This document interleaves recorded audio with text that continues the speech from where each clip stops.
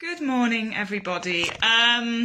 Basically, I'm so sorry, but I'm afraid, I know it's an ongoing joke that my internet is temperamental, but now it's starting to look borderline unprofessional. I don't feel like I'm going to be able to make the 10:30 live, and so I'm going to pre-record this now. Look at my setup. This is the thing I usually have to like crane round so I can see what I'm doing. Pros of doing it this way is you actually get to see my face, and I feel like I'm actually speaking to you, not at you. And I will try and make it as concise as possible and do a really basic video edit and stitch these clips together. I will then run outside into the Welsh mountains and use 4G to try and upload it on my phone. I'm very, very sorry that we don't have the live experience together. I really enjoy sharing that with you guys. But obviously, any questions, put them in the comments and we'll just kind of jump into it, and I'll try and make it short and sweet as always. So let's go. Now, unlike with the fashion croquis, which if you haven't seen that, head to the unit. Is it in the unit section? It should be. I'll make sure it's in there anyway. But unlike the fashion croquis, we're going to use a different template today. So this is a generic croquis for technical flats. Now, technical flats, technical illustrations, they come along with so many different names. But what they actually are illustrations of a garment that highlight every single construction detail. So they're not intended to be fancy, pretty looking fashion illustrations. They're different. A fashion illustration and a technical illustration are two different things.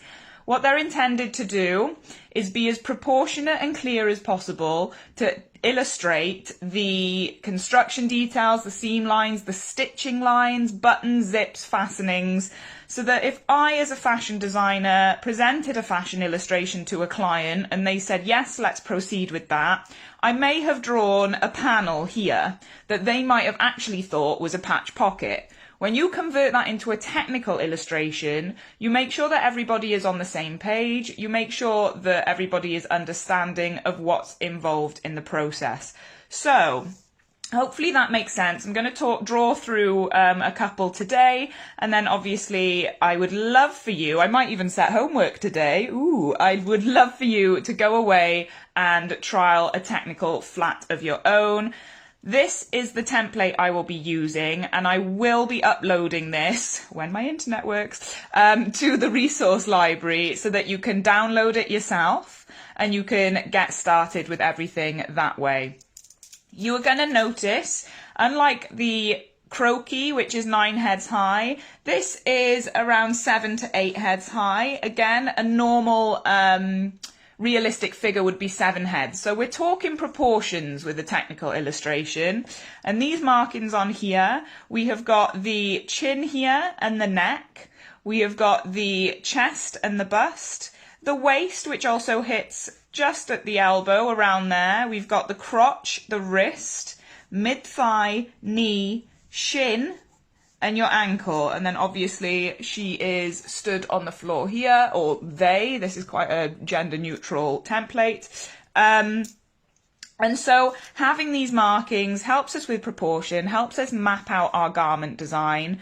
And obviously working from a template just makes the process always a lot easier. You can, of course, use tracing paper. If I fold this out, this is layout paper, so you can vaguely see that underneath. But as always, for the purpose of the demonstration, I've got my light box here, so you'll be able to see that much clearly.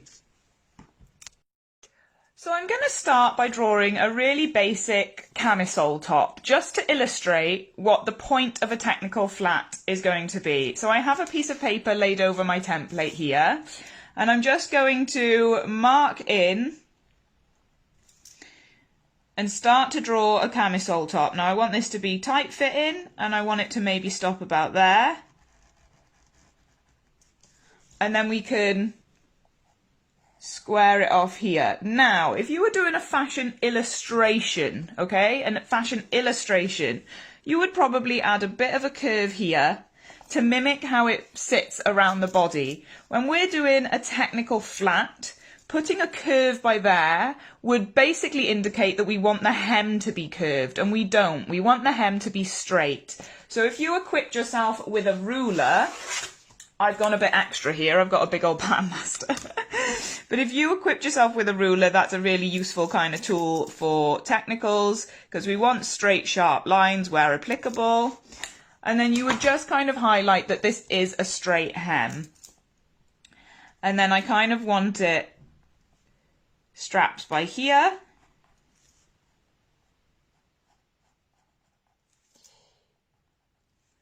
And now, when you're drawing it again as a fashion illustration, you might just draw this straight across.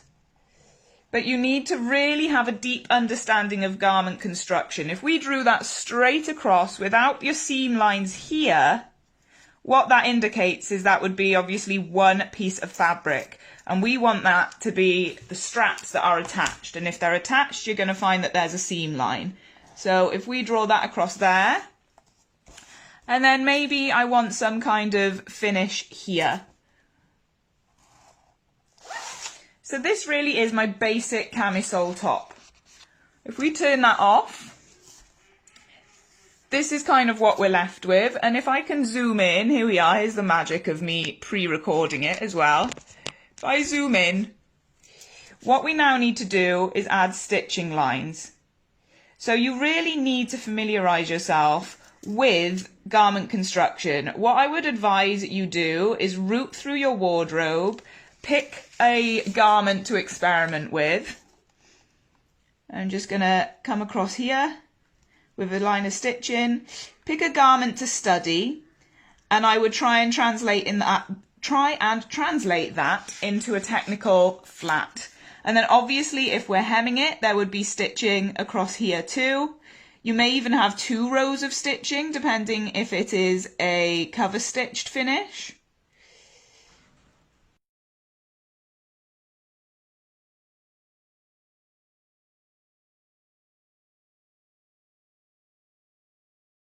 Now let's say that the straps cross over at the back, or they come into a V. We would want to illustrate that as well. We don't just want to render the front of the garment. We also want to render the back. So if we did it like that, the stitching would follow down here.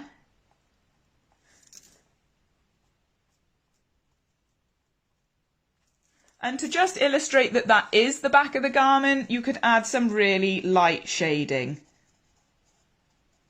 Again, these are obviously hand-drawn technicals, and I'm obviously blitzing through it, but we can definitely move on to computer-rendered technical flats. If anyone would like to see that, let me know in the comments.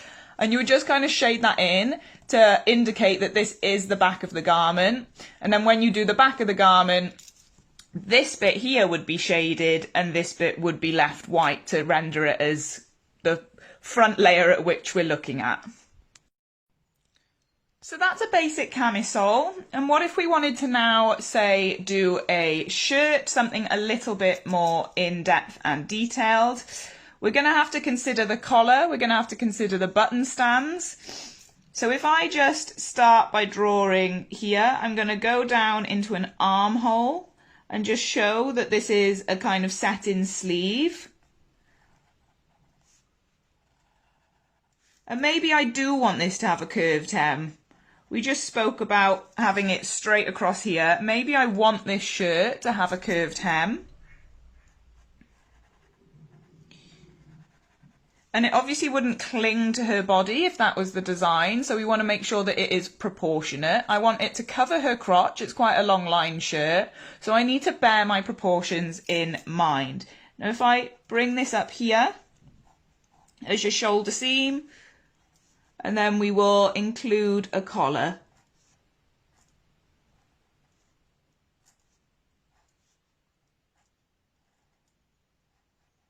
Now I'm sketching this. What I would end up doing is going over it in maybe a fine tip pen, and then I would neaten it all up and make sure that my lines aren't sketchy like this, but they were all completely smooth, straight, clean and detailed like so. Again, I'm using a propeller pencil because these things are a lifesaver with detailed fashion work. But let's draw her sleeve. And the cuff here would be a straight line.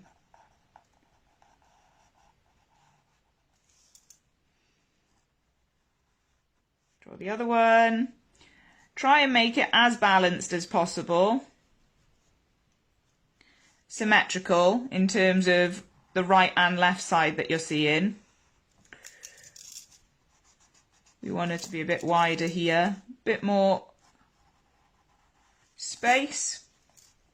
Now, this is where you're going to have to understand garment construction. So I'm just going to draw in the back of the neck. You would have a collar stand that runs underneath this collar, and then you would have your button stand that runs down the centre front, and then you would either have a seam here or you would have stitching. Now normally it would be stitching, and so if you go and have a look at the button stands that we've just drafted as patterns in the unit section, this will obviously give you an insight, especially with the concealed button stand, as to how that is constructed. If this was a concealed button stand, we obviously wouldn't render the buttons in there. If this was a standard button stand, you would want to have your buttons evenly spaced. You would want to know how many buttons there are. We would have a line of stitching around here for the hem.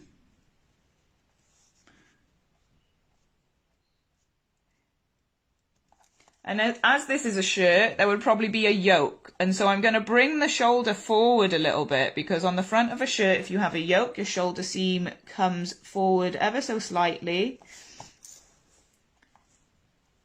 And this also has stitching. I would have a flat fell construction around the armhole. This also has stitching.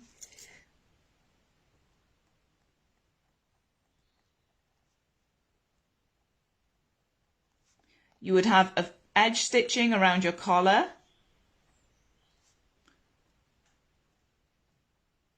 And you would have edge stitching around your cuffs.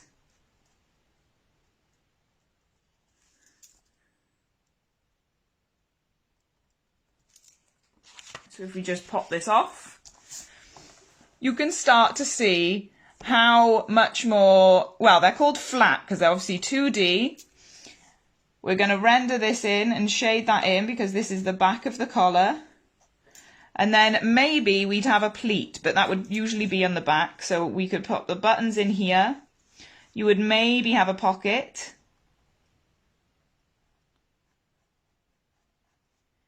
And again, you just have to be conscious to make this all proportionate. And that pocket would have construction details on it.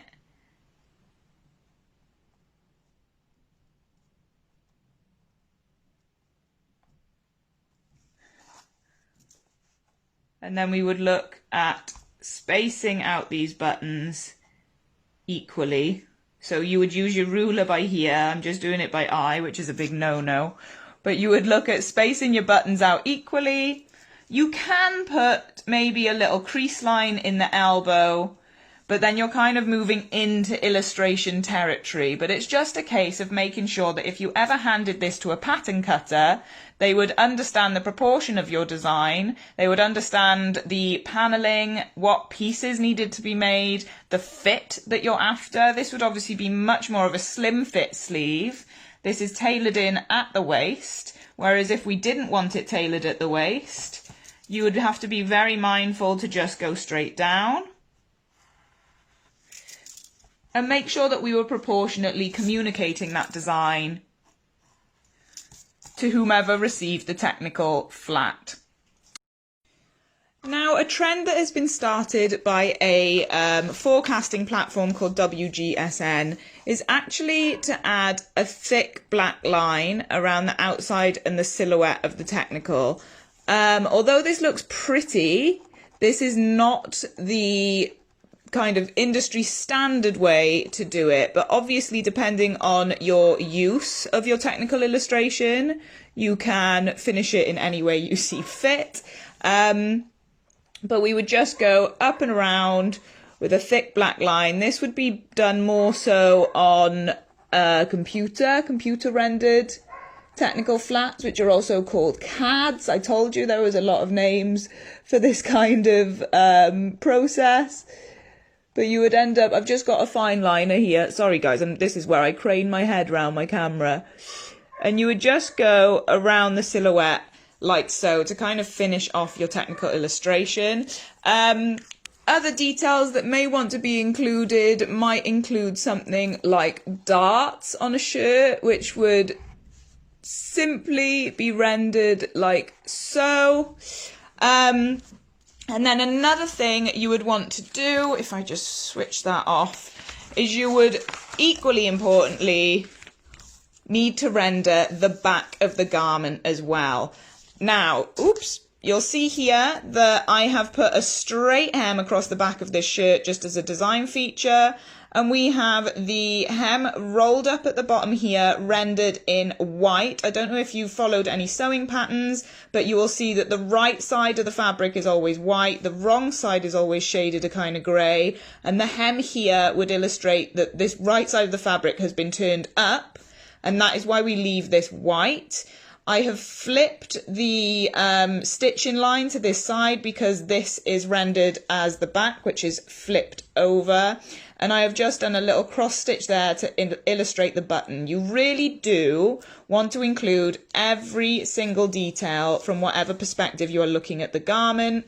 We have a yoke here, so I've got a line across the back with a pleat and of course a placket here. Move this out of my face for once. So I've gone through two kind of technical flats for you there and illustrated that you basically just have to draw them and pick out every single detail of the garment. What I want to do is actually set you guys a little bit of homework for once. I know that sounds crazy. Nobody has to do it, but I just thought it might be fun. I would love for you to pick out one item from your wardrobe. I will let you know the moment that template is uploaded onto the resource library, and I want you to draw it as a technical flat. Obviously, it's going to look tenfold neater than mine because you're not going to be rushing to show me anytime soon, but you can take your time with it. You might actually start to see and understand construction details that you didn't think of before. Just like with that patch pocket, have a look at the reinforced stitching shape around things like pockets. That's a really interesting way to not only look at construction details, but consider design details as well. You could have that as any shape and turn that into a design detail. So I would just love for you to kind of go away and pick out an item that you've either made yourself, that could be quite nice, or something shop bought, render it as a technical flat for me, share it in the fashion studio, and we can all go from there. It's a really good process, just like deconstructing a garment, to start to understand garment construction. So let me know if you have any comments, pop them, any questions, pop them in the comments. If you have any comments, pop them in the comments, and we can take it from there. But I hope you found that useful. I do apologise about the internet. It is the bane of my life. I am talking to BT on Monday, and I'm currently in the process of building a second studio, and I will get some fancy ass satellite internet, and we'll have a blast. We'll have a whale of a time. So thank you for bearing with me, guys, and I hope you enjoyed this workshop. Woo!